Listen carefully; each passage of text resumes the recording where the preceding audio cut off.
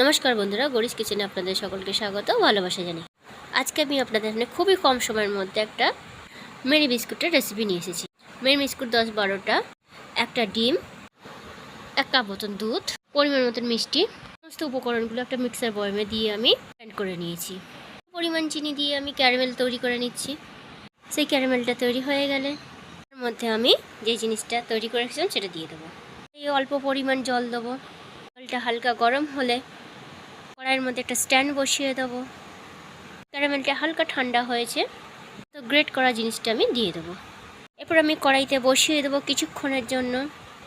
20 minute মতন সময় লাগবে আমার জিনিসটা তৈরি হতে। খুবই কম সময়ের মধ্যে প্যানকেক তৈরি রেসিপি, বাচ্চা বড় সকলের প্রিয়।